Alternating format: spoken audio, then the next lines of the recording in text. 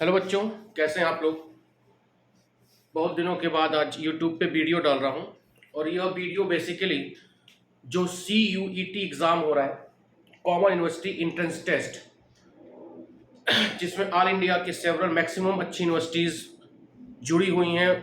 इस एग्ज़ाम को क्वालिफाई करने के बाद आप उन यूनिवर्सिटीज़ में एडमिशन पा सकते हैं। ठीक है, 50 क्वेश्चन केमिस्ट्री का आएगा। तो यूनिवर्सिटी का एंट्रेंस है तो ऑब्वियस सी बात है, क्लास 12th का ही सिलेबस जो आपके NCERT का सिलेबस है वही सिलेबस आपके एग्जाम में आएगा। तो एक महीने का हम लोग के पास समय है, इसमें हम कुछ अच्छे चैप्टर्स का क्विक रिवीजन करके क्वेश्चन सॉल्व करने का प्रयास, या यूं कहें कि कॉन्सेप्ट को समझ के, जिससे कि हमारा क्वेश्चन सॉल्व हो सकेगा। बात समझ में आ रही है। या जो चैप्टर्स चल रहे हैं ना, आपके MSc एंट्रेंस एग्जाम में भी आएंगे, क्योंकि MSc के सिलेबस में भी यह चैप्टर है। जो बच्चे BSc कर चुके हैं उनका MSc में भी जो एंट्रेंस एग्जाम, चाहे वो DU का ही दें, DU वाले ज़्यादा यहाँ पर हैं गोरखपुर में, क्योंकि उनका यूनिवर्सिटी में MSc करने के बाद फिर कुछ काम होता नहीं है। यहाँ बच्चे सोच ही नहीं पाते आगे बढ़ें, कुछ लोगों को छोड़कर। तो यहाँ पर भी उनका काम चल जाएगा। पेपर मैंने देखा है, बहुत बेसिक क्वेश्चंस आते हैं, बहुत हाई फाई पढ़ने की जरूरत नहीं है। ठीक है, तो आज हम इंपॉर्टेंट एक टॉपिक शुरू कर रहे हैं जिसमें से क्वेश्चंस आते हैं। मैंने पेपर्स कई देखा है। तो इलेक्ट्रोकेमिस्ट्री में एक टॉपिक है इलेक्ट्रोकेमिकल सेल। इलेक्ट्रोकेमिकल सेल, इसी को गैल्वेनिक सेल बोलते हैं या इसी को वोल्टाइक सेल बोलते हैं। तो जो बेटा मेरा टॉपिक है, वो चैप्टर हमारा है इलेक्ट्रो केमिस्ट्री। ठीक है, तो इसमें हम लोग देखेंगे इलेक्ट्रो केमिकल सेल या वोल्टाइक सेल या गैल्वेनिक सेल। ठीक है, बहुत इंपॉर्टेंट है। क्वेश्चंस कहां कहां से बनेंगे उसको भी मैं हिंट दूंगा, वहां पे स्टार लगाऊंगा, किसको आप देखिएगा। कॉन्सेप्ट बनाओगे तो आपका क्वेश्चंस आसानी से हो जाएंगे। अगर कॉन्सेप्ट नहीं बनाओगे, रटने का प्रयास करोगे, क्योंकि यह BSc का एग्जाम या बोर्ड का एग्जाम नहीं है कि रट के कुछ क्वेश्चंस लिख लेंगे। ठीक है, यहाँ पे आता है या तो नहीं आता है तो अच्छी बात है, नहीं आता है तो हैप्पी बर्थडे। समझो थोड़ा सा, दो तीन चीजें बेसिक बता रहा हूं जो आपको पता है। एक होता है रेडॉक्स रिएक्शन। बोलो, रेडॉक्स रिएक्शन होता है जिसमें आप क्या जानते हो, दो प्रोसेस होता है। एक होता है ऑक्सीडेशन और दूसरा क्या होता है, रिडक्शन। रियली बता रहा हूं, BSc के इंटर कुछ गधे हैं, यही नहीं पता है, पक्का नहीं पता। ठीक है, ऑक्सीडेशन मतलब क्या होता है, लॉस ऑफ इलेक्ट्रॉन, और रिडक्शन मतलब क्या होता है, गेन ऑफ इलेक्ट्रॉन। मतलब जो भी एलिमेंट, जो भी एटम इलेक्ट्रॉन को लूज कर रहा है, इलेक्ट्रॉन त्याग रहा है, तो उसका क्या हो रहा है, ऑक्सीडेशन हो रहा है। और जो इलेक्ट्रॉन को एक्सेप्ट या ग्रहण या ले रहा है, उसका क्या हो रहा है, रिडक्शन हो रहा है। क्योंकि यह चीज इसमें आने वाली है, इस नाते मैं थोड़ा सा समराइज कर रहा हूं। ठीक है, दो प्रकार का प्रोसेस होता है थर्मोडायनेमिक्स में। मैं इसी थर्मोडायनेमिक्स में पढ़ाऊंगा। ठीक है, क्योंकि थर्मोडायनेमिक्स में अच्छे अच्छे क्वेश्चंस आते हैं। दो प्रकार का प्रोसेस होता है, एक होता है स्पॉन्टेनियस प्रोसेस। ठीक है, दूसरा क्या होता है, नॉन स्पॉन्टेनियस प्रोसेस। ठीक है, अब यहां पर देखो क्वेश्चंस क्या बनेगा। पहले थोड़ा सा मैं समझा दूं, स्पॉन्टेनियस प्रोसेस क्या होगा, वह प्रोसेस जो स्वतः होता हो, जैसे झरने से, पहाड़ से पानी का गिरना स्वतः प्रोसेस है। ठीक है, पानी को नीचे से ऊपर उठाना मोटर के द्वारा, वह नॉन स्पॉन्टेनियस। मतलब वह प्रोसेस जो स्वतः हो जाता है उसको हम बोलते हैं स्पॉन्टेनियस प्रोसेस।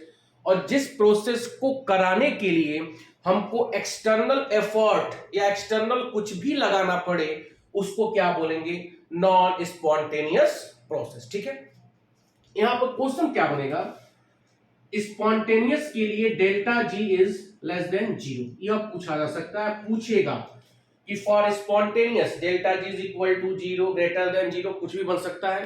तो यह मैं यहां समझा नहीं रहा हूं क्यों ऐसा हो रहा है, यह तभी समझाऊंगा जब थर्मोडायनेमिक्स पढ़ाऊंगा। मेरी बात समझ में आ रहा है? तो यहाँ पे थोड़ा सा आपको मगअप करना है कि स्पॉन्टेनियस के लिए delta G is less than 0, ठीक है, और नॉन स्पॉन्टेनियस के लिए डेल्टा जी की वैल्यू 0 से क्या होगी, ज्यादा होगी। तो यहाँ पर एक क्वेश्चन बन सकता है कि फॉर स्पॉन्टेनियस प्रोसेस के लिए क्या कंडीशन है, तो आप यहां पर देख लेंगे।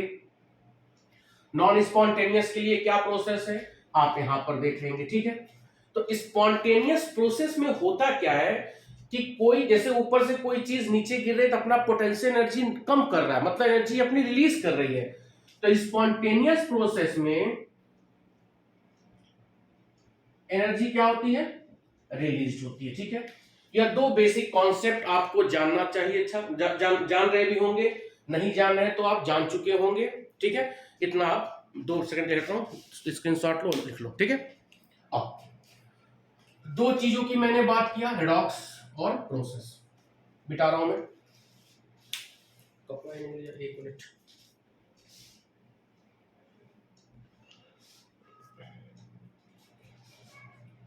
चलो ठीक है,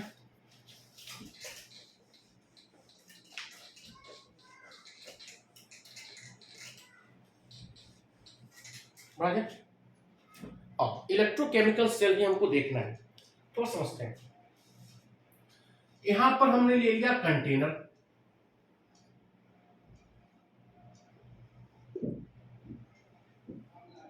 ठीक है। यहां पर हमने क्या ले लिया, कंटेनर। समझना, केवल समझ डेवलप करो। इसमें हमने एक रॉड डाल दिया मेटल की, ठीक है, और इस कंटेनर में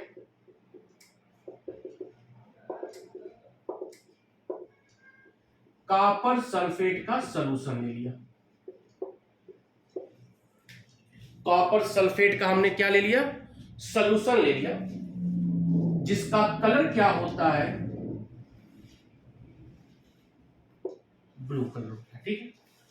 और इस कॉपर सल्फेट के सॉल्यूशन में हमने यहां डाल दिया जिंक मेटल की रॉड। कोई दिक्कत यहां पर,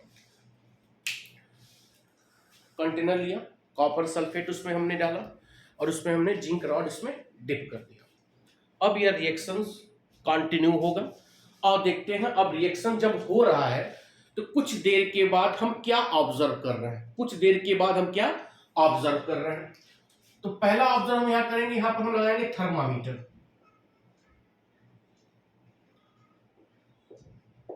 थर्मामीटर, तो रिएक्शन होता गया। अब हम कंडीशन क्या देख रहे हैं, weight of zinc reduces. Zinc rod का जो वेट था वह क्या हो रहा है, घट रहा है। दूसरा क्या है, टेम्परेचर इंक्रीजेस, मतलब यहां पे टेम्परेचर क्या हो रहा है, बढ़ रहा है, टेम्परेचर इंक्रीजेस। तीसरा ऑब्जर्वेशन हमने क्या देखा कि रिएक्शन में जैसे हमने डिप किया तो वेट जिंक का घट रहा था, टेम्परेचर बढ़ रहा था, सॉल्यूशन क्या था, ब्लू कलर था। अब ब्लू कलर के बाद सॉल्यूशन, कलर ऑफ सॉल्यूशन क्या हो रहा है, रेड हो रहा है। तो यहां पे हमने 3 ऑब्जर्वेशन देखा कि जब जिंक की रॉड को हमने इसमें डाला,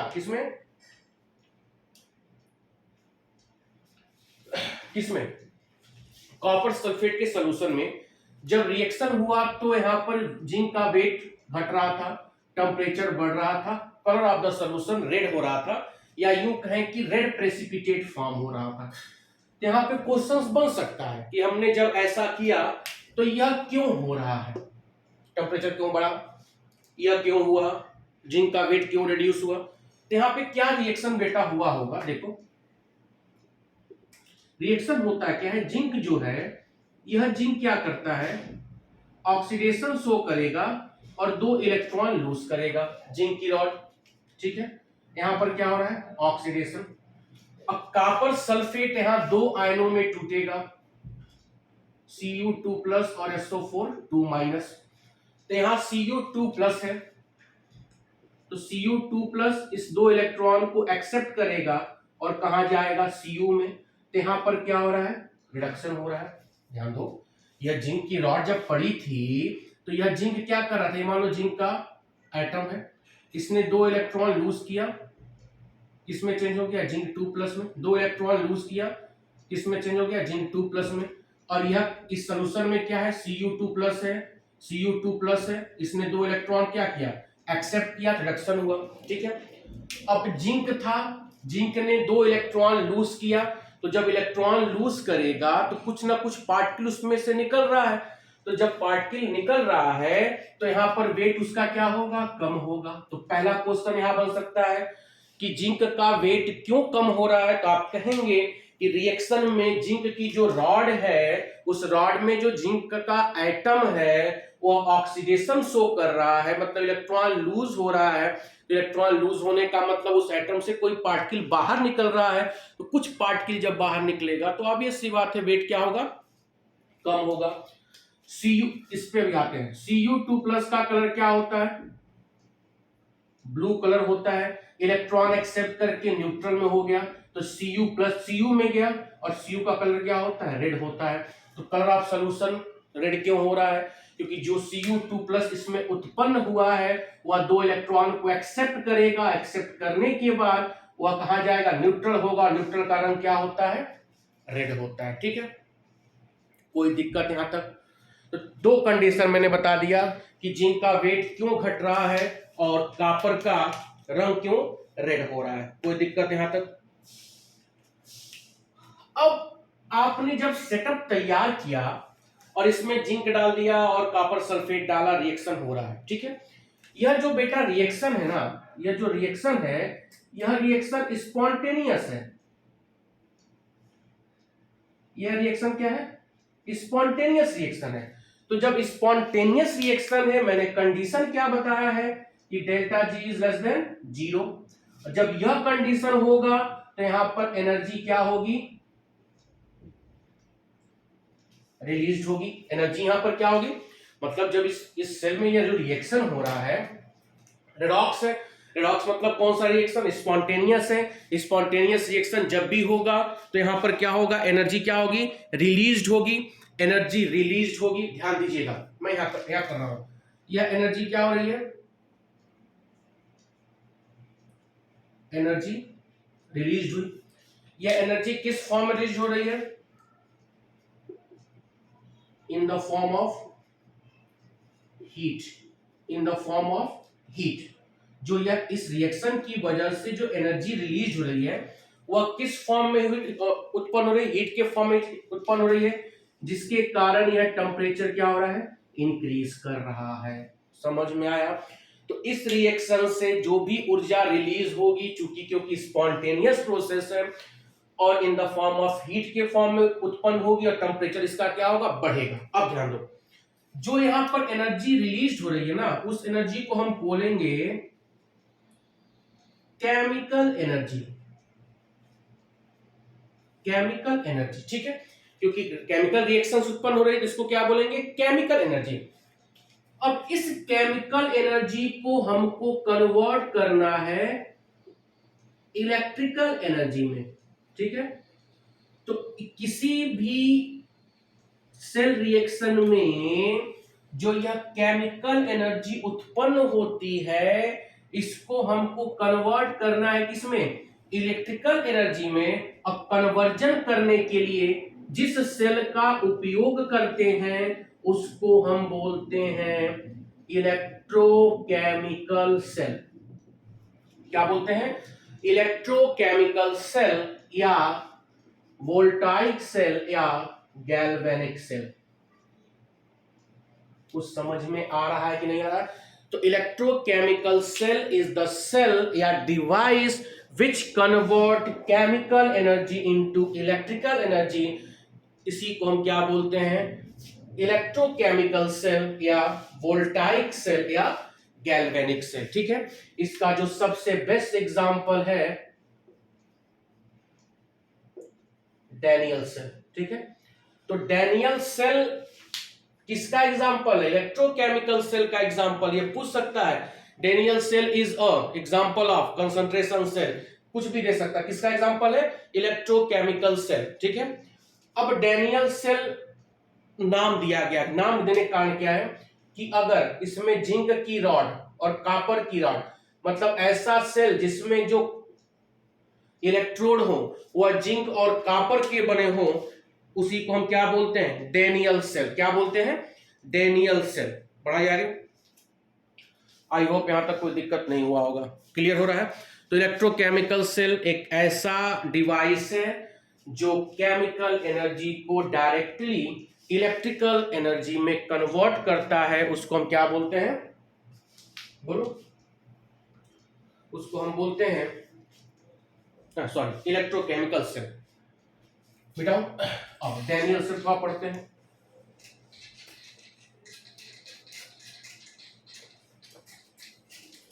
बस वीडियो को चुपचाप देखते जाओ, दिमाग बैठाते जाओ, इससे एक दो क्वेश्चन आपको मिल जाएगा। बढ़ू में ध्यान दो। अब हम लेंगे क्या? गर्मी बहुत है यार।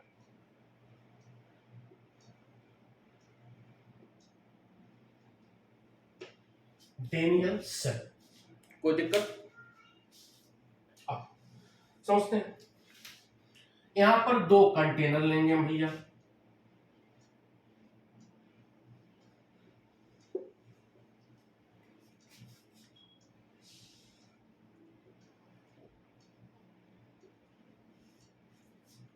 ठीक है, दो कंटेनर लेंगे, इसमें रॉड डालेंगे, इसमें एक रॉड डालेंगे और यहाँ पे सॉल्यूशन भर देंगे, जिंक सल्फेट का सॉल्यूशन जिसका कंसंट्रेशन 1 मोल। ठीक है भैया, इस वाले में हम ऐड कर देंगे कॉपर सल्फेट का सॉल्यूशन, इसमें भी कंसंट्रेशन इसका कितना हो? 1 mol। इसको वायर से जोड़ देंगे, यहाँ पे वोल्ट मीटर लग जाएगा। जिंक सल्फेट का सॉल्यूशन है तो इसमें क्या होगा? जिंक रॉड होगी। ठीक है, कॉपर सल्फेट का सॉल्यूशन है, इसमें क्या होगा? कॉपर रॉड होगी। ठीक है, कोई दिक्कत यहाँ तक? और इसमें एक उल्टा यू ट्यूब लगाते हैं जिसको हम बोलते हैं साल्ट ब्रिज। क्या बोलेंगे भैया? Salt bridge. इससे बहुत सवाल बन सकता है, इसका फंक्शन क्या होता है, इसमें कौन कौन से इलेक्ट्रोलाइट भरे जाते हैं, पक्का यह सवाल आने वाला है। ठीक है, यह एक आपका डैनियल सेल हो गया। जिंक, एक कंटेनर जिंक सल्फेट, जिंक की रॉड डिप की गई है, एक में कॉपर सल्फेट और कॉपर की रॉड डिप की गई है, वायर से जोड़ दिया गया और इसमें क्या लगा दिया गया है? एक उल्टा यू ट्यूब जिसको हम क्या बोलते हैं? Salt bridge. कोई दिक्कत? साल्ट ब्रिज का डिस्कशन कल करेंगे क्योंकि बहुत लंबा वीडियो हो जाएगा, आप लोग खुद कर जाएंगे, बहुत मसला अपना हुआ था। ठीक है, ऑपरेटर्स हो गया, यहाँ पर स्विच लगा दो, समझ लो इस तरह। अब इस स्विच को यहाँ गिराएंगे, मतलब इस वायर को जोड़ेंगे तो कुछ ना कुछ रिएक्शंस भैया होने वाला है। अब रिएक्शन क्या होगा? यहाँ पर जिंक इलेक्ट्रॉन क्या करेगा? लूज करेगा, तो इस चेंबर में क्या होगा? ऑक्सीडेशन होगा। जैसे देखो, जो यहाँ मैं दिखा रहा हूँ इसको बड़ा सा दिखा रहा हूँ, यहाँ पर एक रॉड को, मतलब इस रॉड को हम मोटा कर रहा हूँ। यहाँ पर क्या है? Zinc, zinc. ठीक है, अब ये इसमें जिंक के जो एटम है वह इलेक्ट्रॉन लूज करके, जिंक किस में आ रहा है? सोल्यूशन में आ रहा है। देखो जिंक किस में आ रहा है? सोल्यूशन में आ रहा है। और रॉड पर क्या हो रहा है? इलेक्ट्रॉन हो रहा है। रॉड पर क्या हो रहा है? इलेक्ट्रॉन आ रहा है। नहीं समझ में आया? इस रॉड को मैं चौड़ा करके दिखा रहा हूँ। जिंक के जो एटम है वो ऑक्सीडेशन कर रहे हैं, ऑक्सीडेशन करने के बाद जिंक के जो आयन हो रहे हैं उसको सोल्यूशन में गिरा रहा है। ठीक है, और इलेक्ट्रॉन रॉड पर फ्लो कर रहे हैं। ठीक है, यहाँ पर कौन कौन से आयन बनेंगे? कॉपर आयन, अरे भाई Cu2+ होगा, सल्फेट होगा। अब यह Cu2+ आयन है, इसको भी बड़ा करके यहाँ दिखा रहा हूँ मैं, बड़ा रॉड है, यहाँ पे Cu2+, Cu2+, दो आयन दिखा रहा हूँ। अब यहां से इलेक्ट्रॉन फ्लो करके जा रहा है तो इसी रॉड में आएगा। अब जैसे इलेक्ट्रॉन यहां पर आया, इस इलेक्ट्रॉन को यह एक्सेप्ट किया, कौन, Cu। यहां पर कॉपर जैसे आयन में है, इलेक्ट्रॉन एक्सेप्ट करके न्यूट्रल होगा और रॉड पर आकर क्या होगा, चिपकता जाएगा। मेरी बात समझ में आ रही कि नहीं आ रही मेरे भाई? मेरे बच्चों, यह जिंक जो है ऑक्सीडेशन करके इलेक्ट्रॉन लूज करेगा। यह इलेक्ट्रॉन इधर फ्लो करते हुए सट सट सट सट कहां आएगा, कपरवा के पास। ठीक है, अब यहाँ इलेक्ट्रॉन जब आ गया तो सोल्यूशन में Cu2+ लेकिन मस्त बिंदास बैठा है, आओ बाबा। तो Cu2+ आया, इलेक्ट्रॉन उसको एक्सेप्ट किया, न्यूट्रल हुआ। तो न्यूट्रल हुआ तो जाकर रडवा पे कपर कपर जाके चिपक गया। मेरी बतिया समझ में आ रही नहीं आ रही है? बोलो। तो इस रॉड पे इलेक्ट्रॉन उत्पन्न हो रहे हैं, तो इस रॉड को हम बोलेंगे निगेटिव प्लेट। क्या बोलेंगे, निगेटिव प्लेट। और इसके रेफरेंस में यह स्वतः क्या हो जाएगा, पॉजिटिव प्लेट। कोई दिक्कत? तो जब यह निगेटिव प्लेट है तो यह किसकी तरह काम करेगा, एनोड की तरह काम करेगा। जब यह पॉजिटिव प्लेट है तो किसकी तरह काम करेगा, कैथोड की तरह काम करेगा। कोई दिक्कत समझ में आ रहा है? अब देखो, तो जब यह एनोड है, यह रॉड क्या है, एनोड है, तो मतलब एनोड पर हमेशा क्या होगा, ऑक्सीडेशन होगा। यह कैथोड है, ये देखो Cu2+, 2 इलेक्ट्रॉन एक्सेप्ट किया, Cu में गया। यह क्या है, कैथोड है, तो यहां पर क्या होगा, रिडक्शन होगा। कोई दिक्कत, यहां तक रिडक्शन होगा। अब यहां पर समझो, यहां सवाल क्या बनेगा कि डेनियल सेल में इलेक्ट्रॉन का जो फ्लो है, इलेक्ट्रॉन का जो फ्लो है, वह फ्लो कहां से कहां होगा, वह फ्लो होता है from negative plate to positive plate. Electron का जो फ्लो है वह निगेटिव प्लेट से कहां जाएगा, पॉजिटिव प्लेट की तरफ। मींस हम कह सकते हैं फ्रॉम एनोड टू कैथोड। ठीक है, अब जब इलेक्ट्रॉन का फ्लो निगेटिव से पॉजिटिव की तरफ हो रहा है, तो जिधर इलेक्ट्रॉन फ्लो करता है उसके अपोजिट करंट फ्लो करता है। तो करंट का फ्लो क्या होगा, करंट का फ्लो क्या होगा, फ्रॉम पॉजिटिव टू निगेटिव। दूसरा जो पॉइंट है सबसे इंपॉर्टेंट, कि करंट के फ्लो का डायरेक्शन क्या है, फ्रॉम